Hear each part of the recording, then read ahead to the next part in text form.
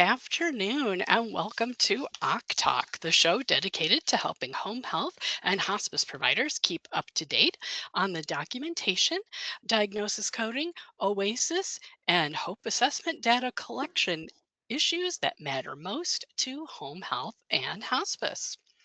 OC Talk aims to bring you closer to reliable experts in home health and hospice and to share the latest news and information from the Association of Home Care Coding and Compliance.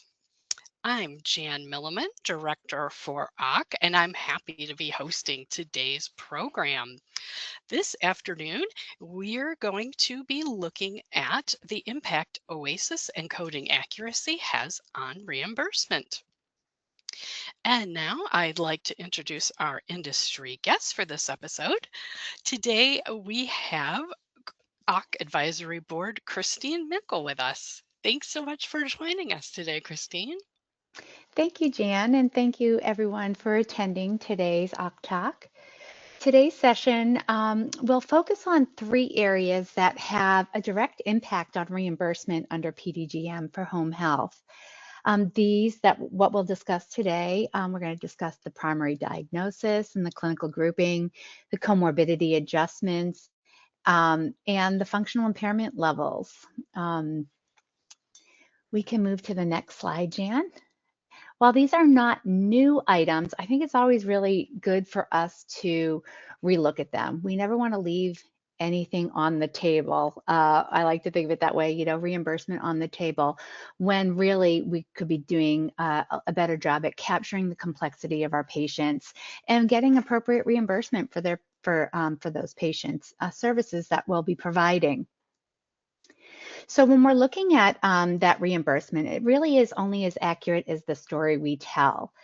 When we're looking at the PDGM model, we're going to look at those three pieces that we agents, home health agencies, can have an impact on being with our accuracy that have major components in getting that reimbursement that's appropriate. So we're going to look at the clinical grouping. These are the primary diagnoses that places that patient into the correct clinical category for PDGM. We're going to look at comorbidity adjustments. These are those secondary conditions, your comorbidities, and these can raise the resource level of care, so they're more complex patients. And then we'll look at functional impairment. These are those OASIS items that get us those functional points, and we'll look at those functional points to see where your patients are, whether they're in the low, the medium, or the high functional level. Let's take a look at the next slide. So this slide here really just kind of looks at the chain of events that impact payment. We're going to look at the physician documentation, and I wanted to highlight that one first because that really is that physician documentation, provider documentation, that face-to-face note that tells us why this patient needs home health. When we're looking at the clinician's assessment, that is that focus of care. When we're thinking of that focus of care that the clinician has, does it align with that face-to-face? That clinician's focus of care within their narrative, their assessment, what the clinician says is the need for the home health services has to align with what the doctor, the provider says is the reason for home health. That will then take us to the coding, the primary diagnosis, and those comorbidities. Also, it does say ICD-10 in there, but we also have to consider, again, those functional pieces on the OASIS that impact payment, and that will lead us to that payment for the 30-day payment periods for your patients. Let's look at that next slide. So when we're looking at the primary diagnosis, it sets the clinical grouping. So it's really one of the most important coding decisions that we make.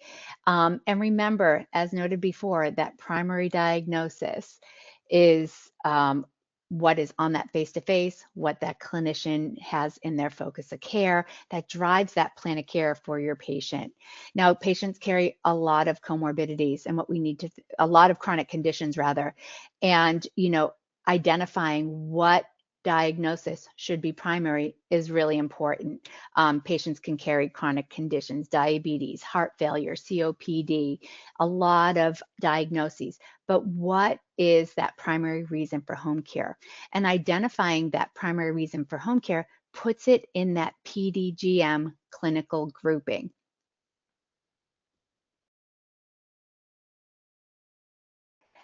The next piece that we're going to talk about today are the 2 levels of adjustment. So when we're saying adjustment, these are for those comorbidity adjustments. Now, your patients can land without a comorbidity adjustment. That doesn't mean that they don't have comorbidities, but maybe their comorbidities don't qualify for a comorbidity adjustment. And we have a low comorbidity adjustment. This is where one qualifying secondary diagnosis brings in that additional reimbursement for those 30-day payment periods. And when we're looking, I just see here, it says 20 low subgroups for 2026. There's already been some talk about what that proposed rule looks like for 2027, and we will have a whole lot more information on 2027's comorbidity groupings throughout the year, but we still have to focus on 2026. We still have 6 months here to focus on identifying those comorbidities that can impact payment. And we also have the high comorbidity grouping. That's where there's 2 diagnoses that qualify as a linked pair. When you're thinking of these complex diagnoses, it makes sense that this payment model would allow for a higher reimbursement for these complex patients. So when we have a low comorbidity grouping, the average add-on, and these are just approximate numbers, are about $100 per chart per 30-day payment period. And if your patient has a high comorbidity grouping, to put them in that high comorbidity add-on, it would be about an average of about $400 per 30-day payment period. So getting those diagnoses confirmed with providers is so important when you're thinking of your patients. For the complexity of your patients, while we do, establish that PDGM primary grouping, we have those comorbidities that make this patient more complex, require more services from your agency, and we don't want to leave anything on the table there with those comorbidities. Getting those diagnoses confirmed with the provider can be really impactful on that reimbursement.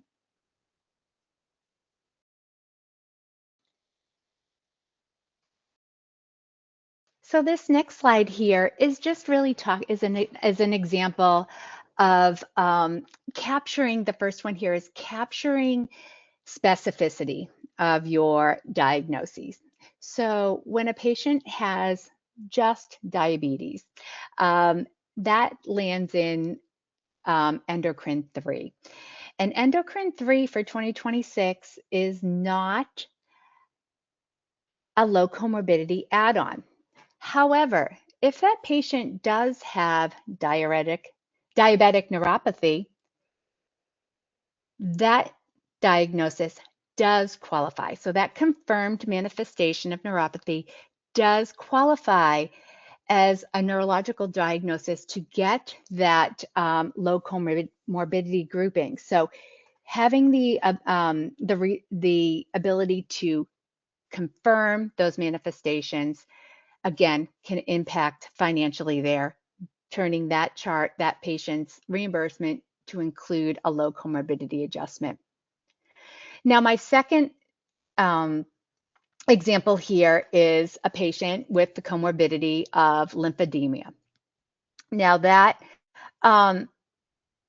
lymphedema, if we were to be able to confirm hypothyroidism, confirming hypothyroidism with lymphedema, that puts that chart, those comorbidities into a high comorbidity adjustment. We oftentimes say some diagnoses, oh, we're not going to worry about getting those confirmed. It doesn't make a difference. But you can see here with the PDGM payment model for those comorbidities that confirming hypothyroidism for this patient with the other comorbidity of lymphedema, that does impact payment. And that could possibly impact payment about $400 per 30-day payment period. So definitely worth making sure that you have all of those diagnoses confirmed for those comorbidities. Again, the small things that we can do can greatly impact payment for those comorbidities. Next slide.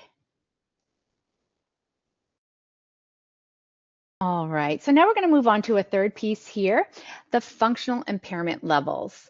The OASIS has those OASIS items that we get functional points for our patients. And with those functional points, when those are added up, those will put the patient in different groups. It could be the low functional impairment, medium functional impairment level, or the high functional impairment level. Now, this isn't all the same for all patients, whether they will land in a low, medium, and or high. So I have some examples here for just wound primary grouper. So this is moving back there when we were discussing those PDGM primary diagnosis that established that PDGM grouper.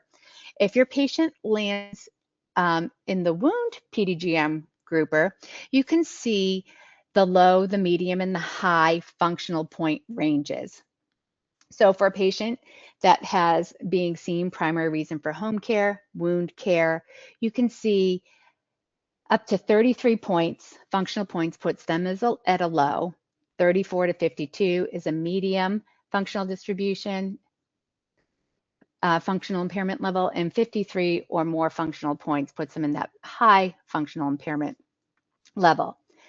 Now, for a different patient, this patient is being seen for, let's say, CHF. They are landing in the cardiac PDGM grouping. For cardiac, those patients need 0 to 28 points to be in that low functional impairment level, 29 to 43 functional points to be in the medium level, and 44 or more points to get into the high functional level. So this really does, I wanted to highlight here that it really is that those thresholds change based on that primary diagnosis and why that patient is being seen. So it's not across the board. They have 33 points. It may be for those wound patients in the low, but 33 points for the medium, for the cardiac patient would put them in that medium functional level. So when we're thinking about those functional levels, you have to think about your patient population as well, those PDGM groupers. So our next slide here is just the thresholds by clinical grouping here. So I did highlight wound and cardiac circulatory because those were our examples on the previous, but you can see all of them listed out here and what that breakdown is for those thresholds per clinical grouping.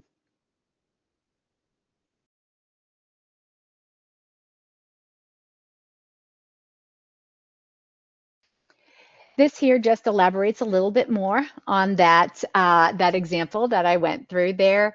This patient here, MMTA cardiac circulatory with 44 functional points. Those 44 functional points put them as the high functional distribution. And if that patient is a wound patient for primary diagnosis, it would put them in the medium. So same patient score, but different functional levels. That's something really important to think about. So these three pieces of the primary diagnosis, the comorbidities, and these functional scores really creates that unique PDGM model for that patient for distribution. We want to make sure that scoring that primary, coding that primary diagnosis accurately is captured, those comorbidities. We want to make sure we get those confirmed to capture the complexity of your patient. And we also want to be scoring that OASIS accurately so that those patients will land in the appropriate functional distribution. Next slide. One other thing I wanted to highlight here today as well is when we're thinking about recertification for your patients, that focus of care can change. So you may have a patient that starts out, we'll look at this patient A here. They may start as a patient A, starting out for the initial certification period, and they were being admitted after hospital stay for cardiac medication management. That patient's primary diagnosis landed in that cardiac circulatory PDGM grouper. But at recertification, that patient's focus of care has changed. Now it's a non-healing surgical wound.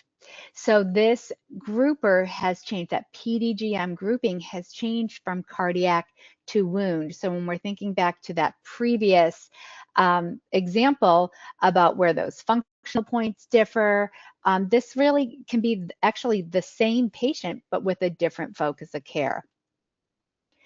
The second example is Parkinson's patient. This patient initially was admitted for, and I'll note here that this patient was initially being seen for an exacerbation of COPD, and that PDGM grouper was respiratory.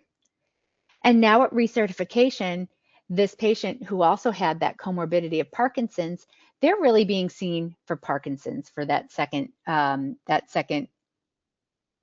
certification period. And so moving Parkinson's up there to that primary diagnosis would put that patient in the clinical grouping for neurorehab.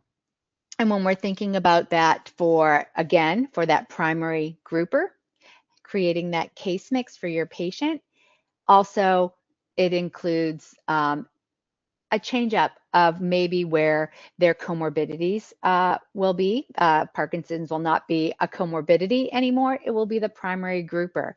And then when we're thinking about the functional distribution points for that OASIS item, we are having them have different thresholds. The same patient, different thresholds for the points obtained, acquired on that OASIS.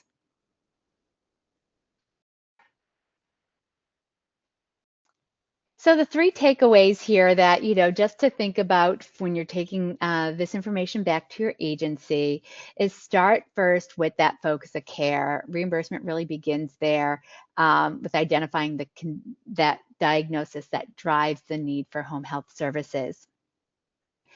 Secondly, capturing those active comorbidities. Not only does it potentially impact payment, we also have to think that we are capturing the true picture of your patient. How complex is that patient? Being able to provide those services for your patients with those additional comorbidities. And then third, scoring that OASIS accurately. Let those the functional responses reflect the patient's true status.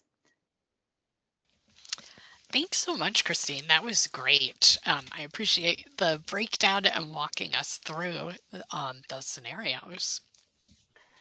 You're welcome. Thanks, Jan. Sure. All right. And now it's time for our scenario spotlight. And last month, we had a scenario that centered around a hospice symptom follow up visit.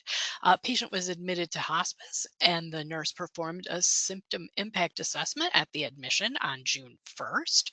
The scores for the items were all 0 and 1 for none to mild symptom impact upon admission. The hope update visit 1 visit was done on June 10th, and at this visit, the symptom impact scores for the items were all 0 to 1, none to mild, except that pain was scored as moderate symptom impact. The nurse documents teaching and a change of medication for pain management was ordered during the visit on June 10th, but the patient refused to begin taking the medication because he felt the pain, though impactful, was tolerable and he didn't want to just sleep all the time. In regards to the symptom follow up visits for this scenario, which statement is most accurate? And our possible answers were a symptom follow up visit was required after the start of care and should have been done on or before June 3rd. Our second option B, a symptom follow up visit is required to be done on or before 48 hours from the June 10 Hope Update Visit 1 visit. C, a symptom follow-up visit is needed, but can be done at the HEV2 visit on days 16 to 30. And D, the symptom follow-up visit is not required at all for this scenario. So the correct answer for this scenario was B. A symptom follow-up visit is required to be done on or before 48 hours from the June 10 HEV1 visit. And the rationale for that answer is the the start of care symptom impact scores were below the moderate to severe level. So no symptom follow-up visit would be required after start of care. The Hope Update Visit 1 was done with a moderate symptom impact score, so the symptom follow-up visit would be required within 48 hours of that Hope Update Visit 1 visit, which was done on June 10th. Since the Hope Update Visit 1 was done on day 9, after or doing the symptom follow-up visit after a Hope Update Visit 2 visit on days 16 to 30 is too late. It's beyond 48 hours. There may be an additional symptom follow-up visit required after the Hope Update Visit 2 is done if the symptom impact scores are moderate or severe at that time.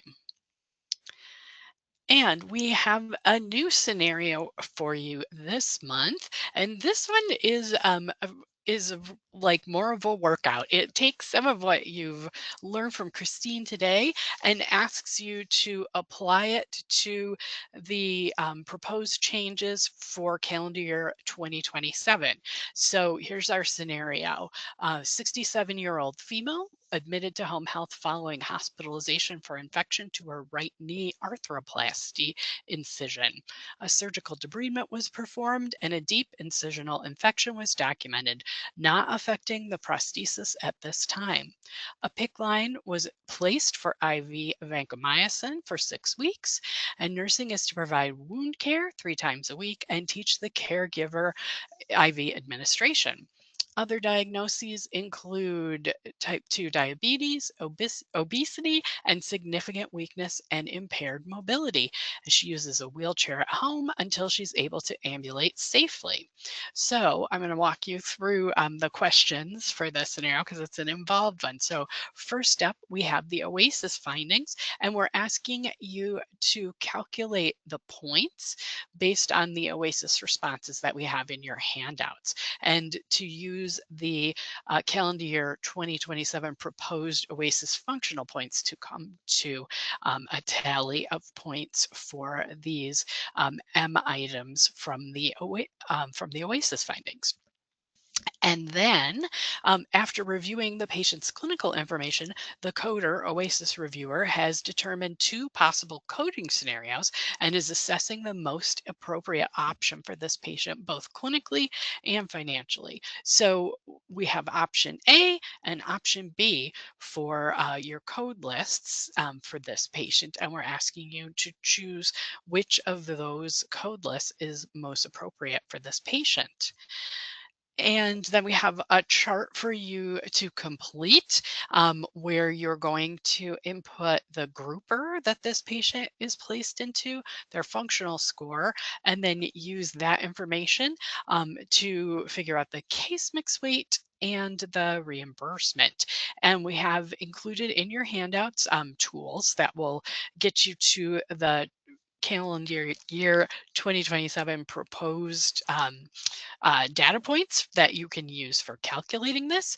And then we additionally have some of that information included in the slides. And if you're listening to a podcast of this episode, you can find the slides along with the recording in the free webinars section of the OC website so that you can download this and access that scenario. And then next episode, we'll be walking through the answers and discussing this scenario in more detail. And now it's time for our product spotlight. This month's episode of OC Talk is brought to you by the 2026 Home Health Payment and Compliance Virtual Summit, being held September 16th through 17th. Guarantee you and your staff are confident and in the know on the latest home health regulatory rules and guidance when you register for Decision Health's 2026 Home Health Payment and Compliance Virtual Summit. Just follow the link in your handout to register. And again, if you're listening to our podcast or recording of this call, you'll find those handouts on the OC website under Resources Free Webinars. And now it's time to share what's new with OC, where we bring you updates from the Association of Home Care Coding and Compliance. And if you are an OC member, please be sure to save the date. We will be sending out an invitation to join us for a networking call coming up on August 18th. And this will be a virtual pool party where we're going to put your coding and OASIS skills to test with some fun games and quizzes. So watch your email and the next issue of the OC e-zine for an invitation to join us to that. We hope you enjoyed this episode of OC Talk. Thanks again, Christine, for all the great information you shared, and thanks to all of you for tuning in. We hope you'll join us again for our August call on the 24th when Lisa Selman-Holman and Kelly Kavanaugh will join us to talk about those proposed PDM changes and the fiscal year 2027 ICD-10 coding updates. And in the meantime, if you'd like to re-listen to this episode or a previous one on the go, you can find OC Talk on your favorite podcast app, or you can also listen to the recording and access the handouts on the OC website at oc.decisionhealth.com. And if you have any suggestions for future guests, topics, or ideas about the format of the show, please send me an email at jan.milliman@decisionhealth.com. Thanks so much for listening, and we'll see y'all next month. Take care.